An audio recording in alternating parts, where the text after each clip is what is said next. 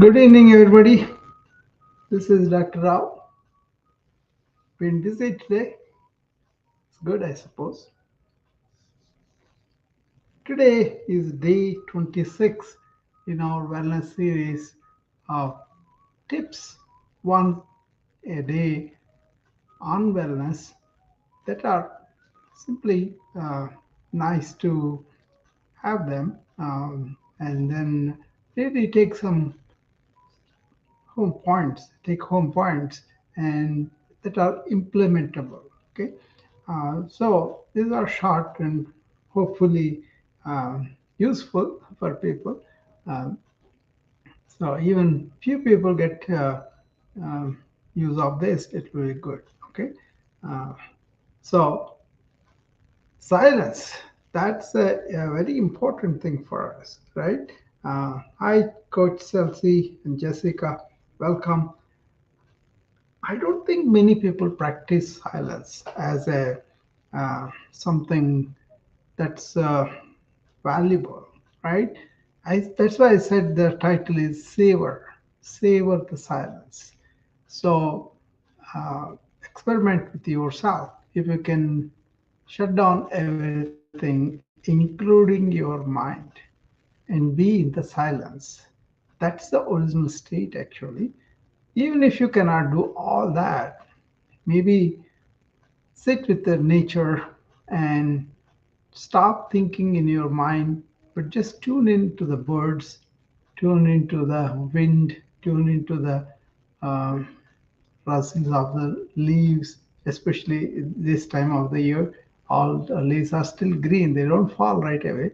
But when they fall, when you walk on them, you can feel the rustle like that, tuning in to the atmosphere, tuning into what's going on outside without judgment, without really having a commentary. That's a very beneficial behavior for you because if you are silent, you could reduce the stress and anxiety. That's one thing because usually stress and anxiety comes from overthinking or negative thinking, right? We all know that. Okay, just stay away from it deliberately for a few minutes. That's what I'm recommending, and it does improve your concentration and attention if you can really um, focus for a while, and that becomes a iterative habit, and it improves your your concentration and attention, right? So that's something that you could always do that, and then uh, obviously it does boost your mental health.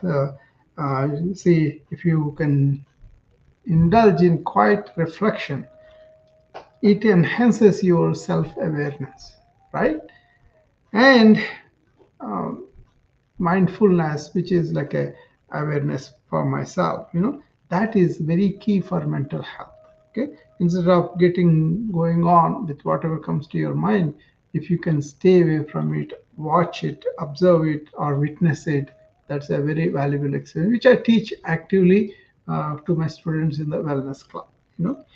And of course, one thing people are coming to know in neuroscience now is silence does promote neurogenesis, new cell formation, new neurons, which is a wonderful thing. It does improve your memory and also your cognitive capacity. All those things are very, very important, right? And it does increase self-awareness. What's going on with you? What's going on with your life event? So how you get triggered? How do you get going on thinking about one thing? That's not good. And one another benefit that you can get is your sensory perception increases. See, that's what we talked about in the forest bathing. When you expose your sensory experience, it kind of increases as you get engaged in really allowing the senses completely flow from the stimuli to you, right? Well, then withdrawing it is another effect, but generally silence increases your sensory perception because you don't have the noise in your mind, so you can really appreciate that, right? So Those are all the benefits. But you can integrate this silence in a deliberate way. First of all, have a time, maybe certain times in the morning, certain times in the evening. We will talk more about what time is better for the silence, but have a specific time. And also have a peaceful space for you initially. I have dedicated one of my bedrooms as the meditation room where there is a really little furniture, mostly empty and inviting carpet. And then there is a rug on that, beautiful rug. You don't have to all that, but at least the space, you go there and you sit, and then you kind of you can sit on the floor, on the chair, according to what is comfortable for you, and then comfortably seated position, and just close your eyes and avoid everything else, and try to listen to your thoughts and emotions and calm them down. So space and time, this fixed thing will help enormously for this. Usually, if you consider time, early morning or just before going to bed is ideal. Okay, I will talk more about that later.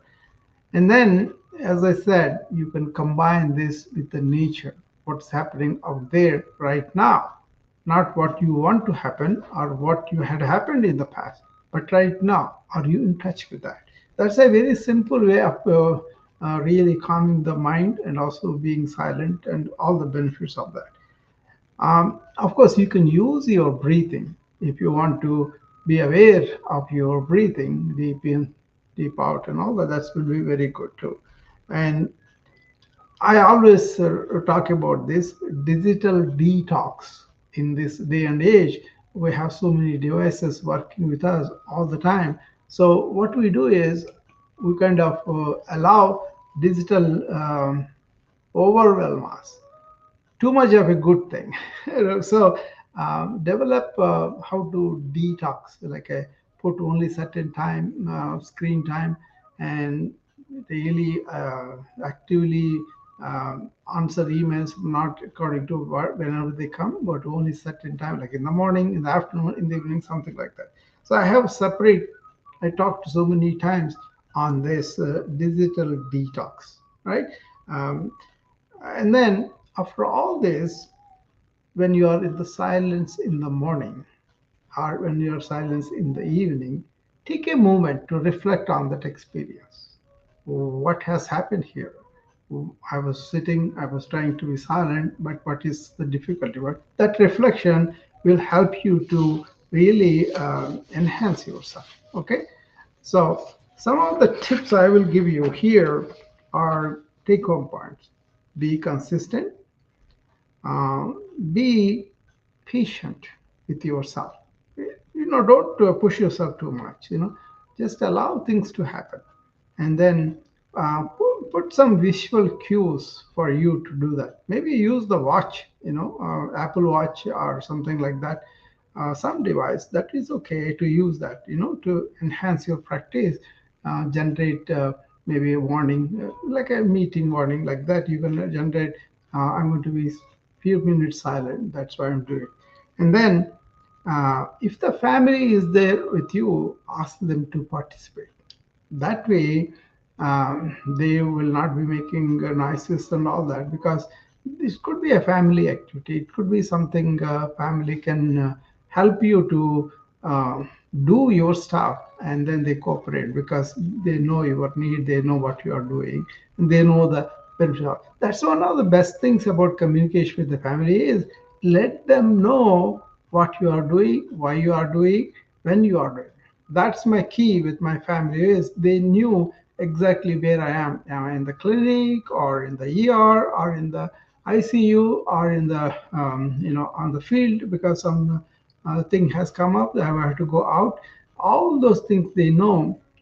And even if I go or work in the other hospital, sometimes I used to do that as a hospitalist to gain more EMR experience and all that, so they knew exactly where I am, what I'm doing. Not that I'm reporting to them, but then involving them in what I'm doing helped us to No, so many misunderstandings are avoided because we have a clear communication. The same with my nurse, the same with my patient. That is clear communication is very important. So involve the family. So these are the four things: be consistent, be patient with yourself, and use some visual cues to remind you all this, and then involve the family. If you can do this twice a day for a few minutes, if you try to be silent, and not only being silent but savor that silence like a good meal. You savor, you enjoy, like that. uh, the important thing is this has to be consistent through thick and thin. When things are very favorable to you, you could be excited, you are celebrating and all that. Then calm down. And if you are having tough times and you are persistently bothered by so many negative thoughts about the situation, use your silence to help you, to give you a new perspective of things. And this is what I do. When things are getting too tough for me, I just leave them for a few minutes and then go and enjoy my flowers, enjoy my leaves, or enjoy my trees, whatever, right?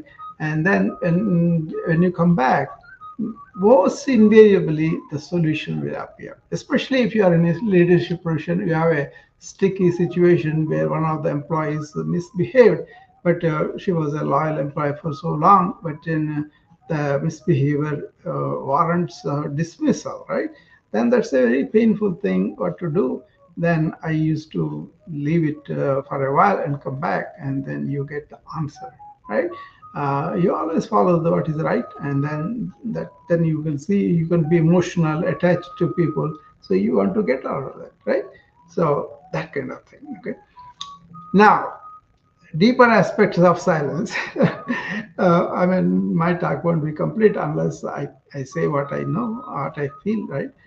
Silence is said to be the mother of speech. So initially, the silence was there, and then we learn to communicate with the speech, and the silence is the language of the soul and the primary thing of ours, and this speech is an attribute of ours which has come with the speech. The continuous thinking of these things you hear and you understand, so many faculties acting with the speech, with the thought, with the noise associated with it. So how do you silence that? Is just be the watcher. Don't completely involve, identify with the thought, and that's the key. So if you become the watcher in the morning, if you really calm yourself to the extent where you are landed in the present moment, that I want you to carry as a perfume through the day. Whatever you are doing, use that as the base, and on that you use language, you use communication, you use thought, you use feelings, your emotions, all those things. But if the moment you are a watcher, you are not going to be completely identified with it, because to begin with, you are silent, you are aware. And in that awareness, you have the thoughts happening. But they happen so fast, so quick. On the top of it, you identify with them. Oh, I'm so and so. I only think this way. I only feel this way. This is my nature. That's the mishap. This is the misunderstanding about ourselves, right? But once you end up in the present moment awareness and you land up in your true self there, that is the silence. That is the root of ourselves, right? So that is why silence is the mother of speech. Remembering that helped me a lot to get rid of that overthinking, information overload, brain fog, or negative thinking building on itself, or too much optimistic thinking beyond unnecessary. Because whatever you have in front of you, if you focus and do that very well with full focus, attention, concentration, the thing has more chance of getting it done well. and you will do that very completely. This is what I tell people: no multitasking for me, only one task at a time. Pay attention to every action. That is the mantra. So in the morning, silence. Establish yourself in the present. During the day, carry the silence with you, or carry that present moment awareness with you, or be in the present as much as possible during the day, and go back to the silence whenever you have. So I have several chances to be silent, right? So when I kind of riding in my car, suppose if I'm alone, then I don't want to play radio.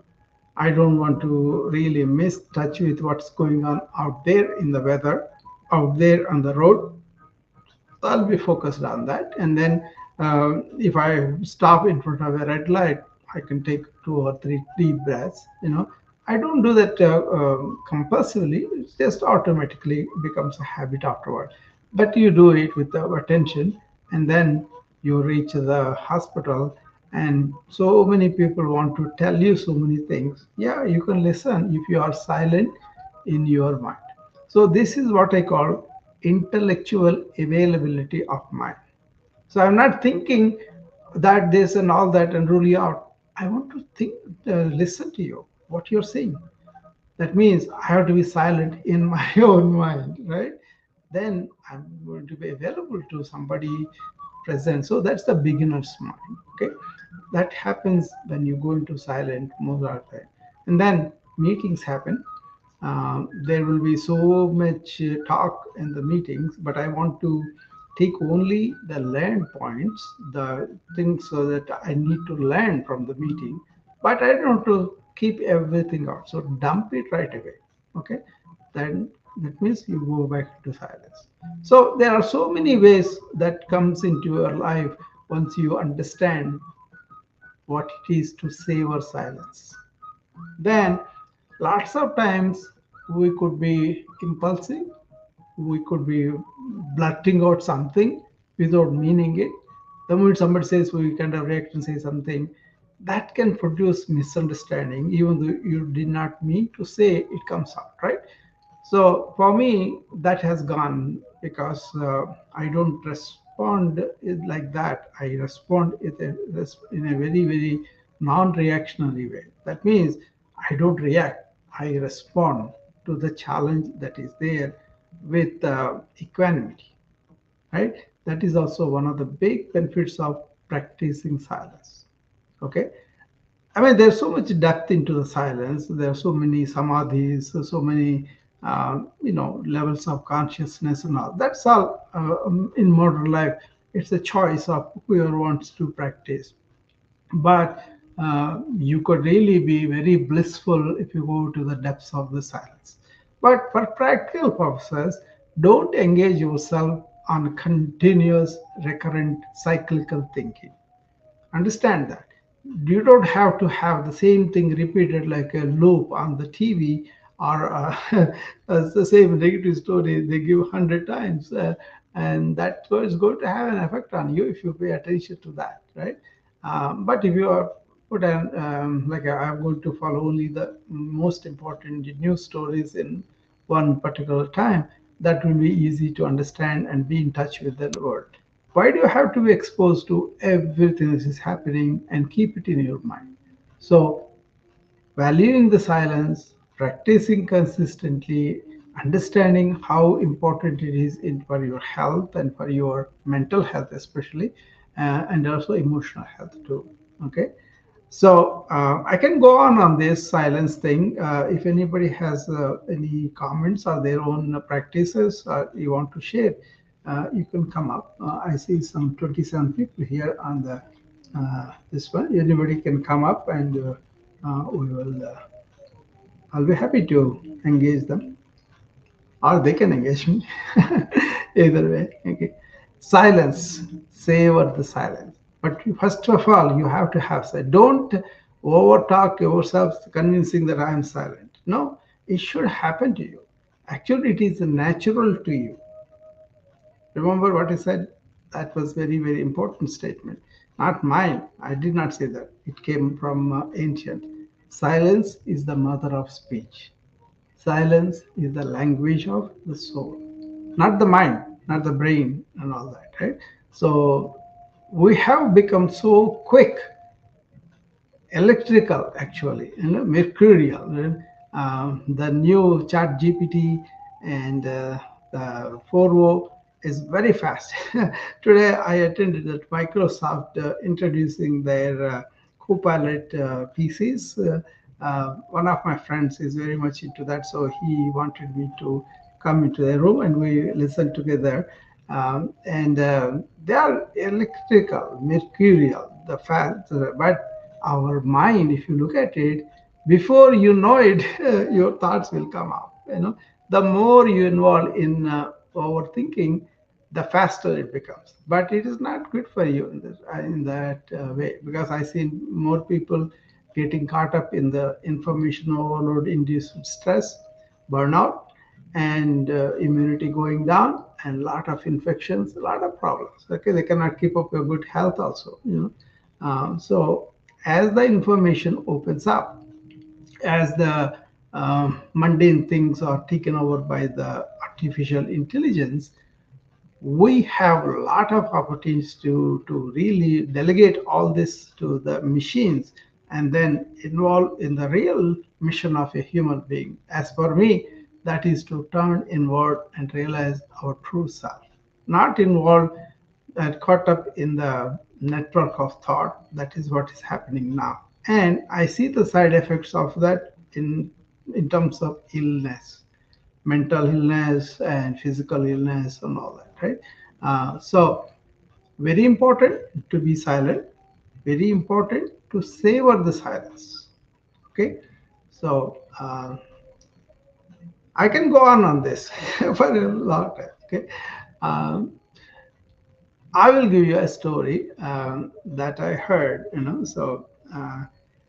A person went to this sage, and he was walking hundreds of miles or thousands of miles to come to this stage, because these people, the way they practice their own rituals of spirituality, they don't travel by vehicle, they walk. That's it, they walk all life. So he wanted to ask a question, this man, this sage, because he talks about all the time about silent mind, right? So he goes and the sage is busy with the morning talk, so he waits for him till afternoon. And when the talks are done, then he catches him and he says, "Sir, I have a question."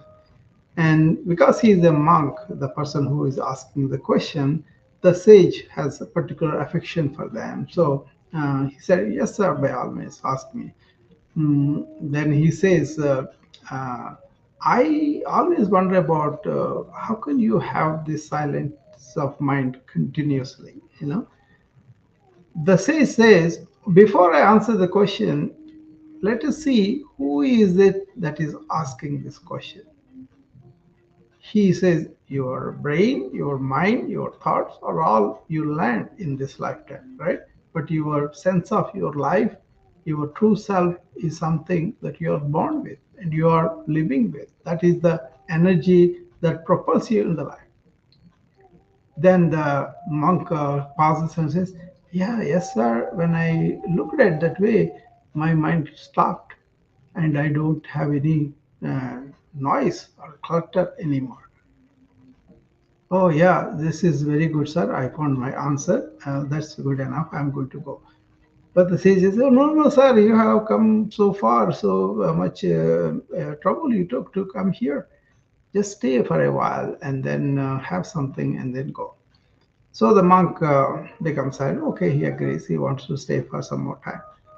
Then he blurts out again, "Sir, I have one more question." You know, and the monk says, "Yeah." The sage says, "Oh, yeah, that's what I'm waiting for. Ask me." But how do you continue this? How can you sustain that silence? You know. And the sage laughs and says, "That's exactly what I'm trying to tell you. I'm waiting for your question too. I know you will come up with this question, but who is it that is asking the question?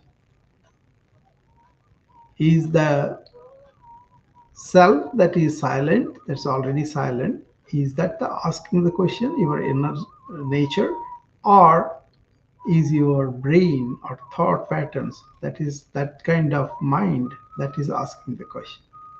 You went back to your old mind again. See, when you found the answer and the mind was silent, you were established in your true nature. But now you went back to your mind. That's an attribute, that's a thing for you. That's something you could watch, you could witness. But you went back to the old mind. And the monk says, yes, sir, I can see what I did exactly. And what is that is continuously chattering me exactly? What is that silence which is natural for me? And why I'm not able to? Because I'm keep on going to the mind that is asking the question, that is answering the question, that is really reveling in all that noise. But when you are not in that, but you are in your true nature, then the mind is quiet already. That has to be experienced. So that's a very good example of modern man also. Modern man is involved in all this cognition, but the cognition is going to be taken over by artificial intelligence. I one are very happy about it because I don't have to depend on the my cognitive. He's going to bring in the enormous amount of data in a fraction of a second, enormous readings and intellectual conclusions and all that. That will help me uh, to do a lot of stuff I do very easily. And now I have more time to be in my silent self. So I'm enjoying this period, and I hope to help other people to understand and not be really swept away by the benefits of the artificial intelligence, but the biggest benefit of keeping us away from the mundane things. But then, what are you going to do with yourself? That's the question with AI intelligence, right? So hopefully you all will try to. I hope if you are always silent, you can come and share with me. Or if you are trying to do, I have some difficulties. Maybe we can look it together. And if you have no idea about it, how to start, okay, go through my what I presented here. Or if you have any particular doubts, you're always welcome to DM me, and we can revel in our silence together. Thank you. And if anybody wants to come, I'll give a couple of minutes for this, and then I can leave. This series is going on. This is day 26.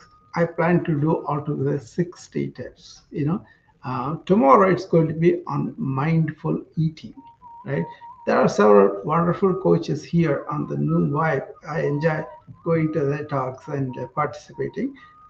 They all talk about some aspects of these wellness tips. I just am contributing my way of doing wellness tips. That's all. So many people talked about you got to be really savoring what you are eating, right? So if you can understand that, that doesn't mean you indulge yourself in stuffing yourself. You kind of enjoy each bite. And one of the examples I told many times was in eating in Paris. When you go there, they are the French are very hospitable people and very enjoyable people. They really enjoy life in a way. So they have 30, 40 dishes there. But I never saw anybody helping themselves more than a bite size you know so they have 10, 15 varieties on a plate, and then they take a lot more time to enjoy each bite. They kind of smell it, they kind of wave around it, and then they put it other thing, and then they munch it, and then they always say, wow, this is great. Hi, Carlos. Hello, Dr. Rao. How are you? I am still sucking air. Yeah. Today I was presenting on how to savor the silence. So I love savoring the silence. Tell me about it. How do you do I just shut my mind off. that? I Very, practice. I very, practice not thinking, just being yeah, throughout the day yeah, as often as possible, even in between sentences, yeah. like now.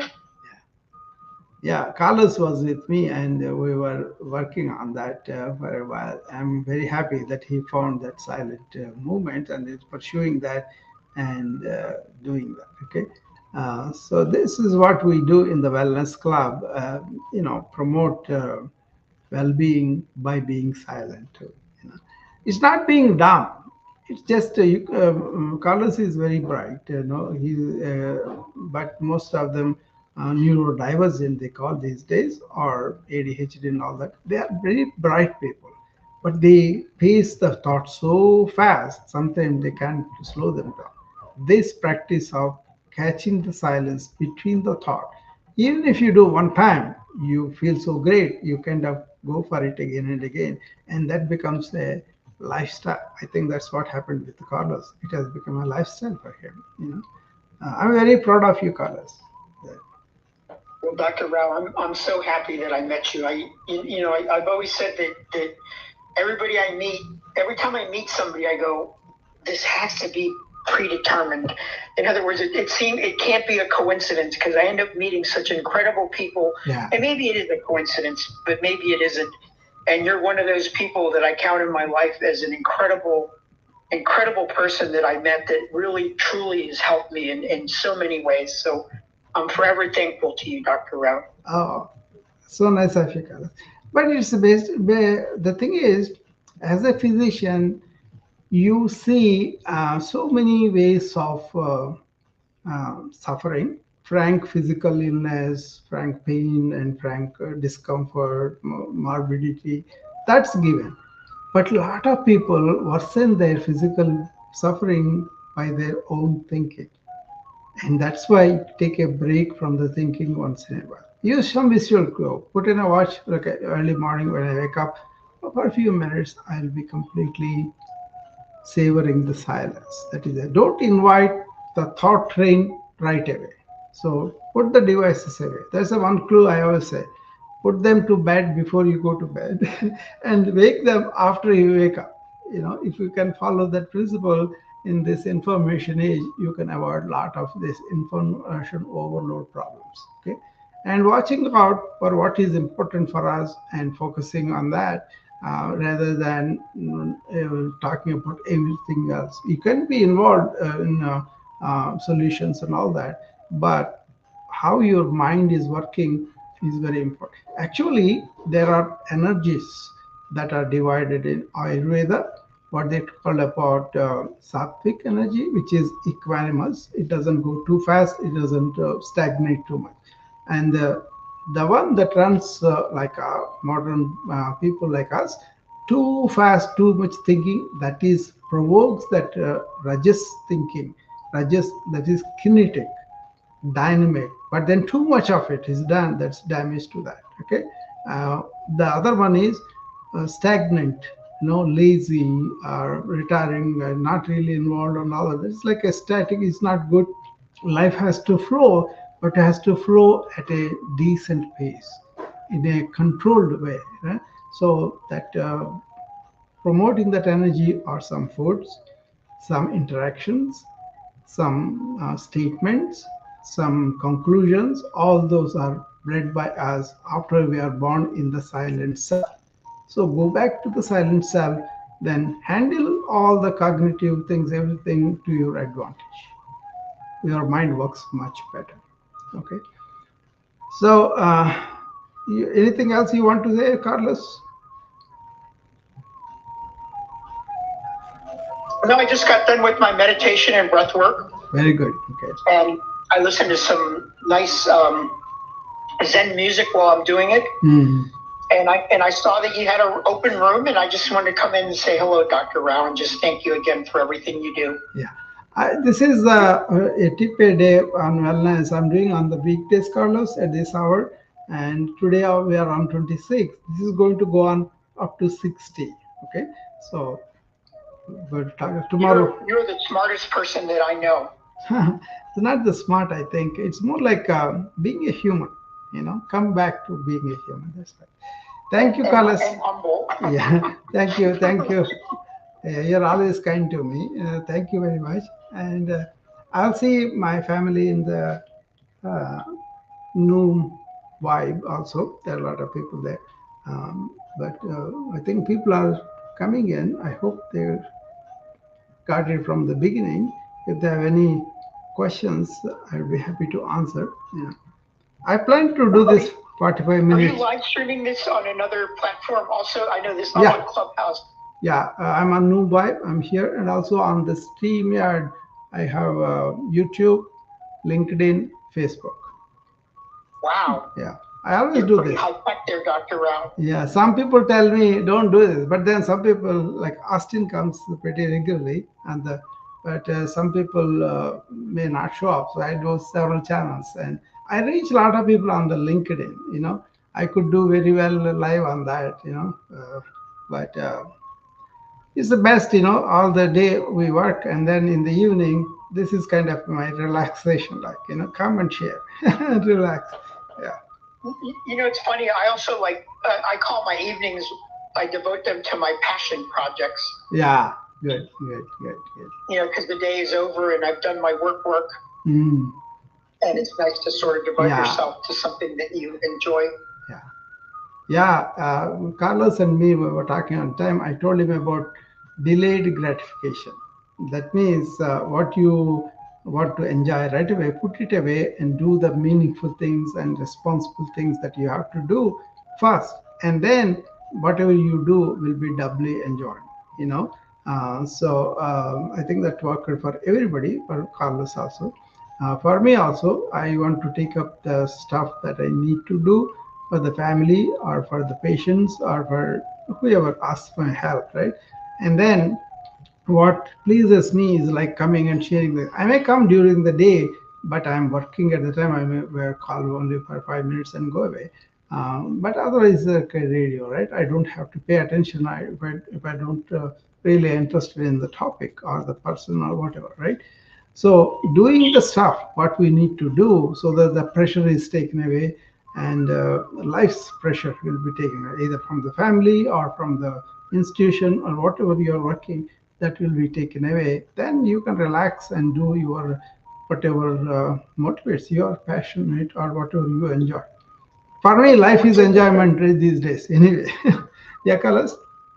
No, I was going to say, what's interesting about that technique, Dr. Rao, is that when I wasn't doing that, it was leading to depression because what was happening is I wasn't getting my things done, and then I was doing my passion work without getting my things done, which made me very depressed because I wasn't paying bills and I wasn't doing the stuff to take care of the family. Yeah. As soon as I switched it around per your suggestion, it's almost like my reward now. I work hard, and then I reward myself with my passion work, and it makes it much more rewarding and enjoyable. And I've noticed that my depression has gone away from not feeling like I'm procrastinating. This technique you used for the children also, Carlos, is a ladder technique, they call it. Modern psychologists use this. The ladder is, it has the highest reward on the top rung, right? And the lowest is more like a punishment, right? So if you really climb up in the steps that you have to do, you will get the highest reward, and that becomes a motivation for the kids to be doing the stuff they are responsible for, and then whatever you want to do. That's why go and study in the school. In the evening you play and you enjoy yourself and all that. I mean, I have a little motivation for that. But basically, anywhere you go, wherever you go, if you put the institution or your family or something other than you above yourself and do the stuff that you want to do for them, and then you are doing unselfish work really. Once they are done, then you can indulge in what you pleases you or what really makes you happy. For me, come and sharing whatever I learn, whatever I practice is something kind of vast because of the 50 years of medicine training and then taking interest in healing systems or other places. I don't have any prejudice like, oh, that is east, this is west, none of that. So I'm open to learning on all channels. So that's why it becomes doubly enjoyable. Anyway, thank you very much, Carlos, Austin, and thank you very much, everybody on the Noom Vibe. And I'll be closing, and I'll be seeing you again tomorrow. Thank you. Thank you, Dr. Rao. Thank Have a beautiful rest of your night. you too. Thank you. Bye.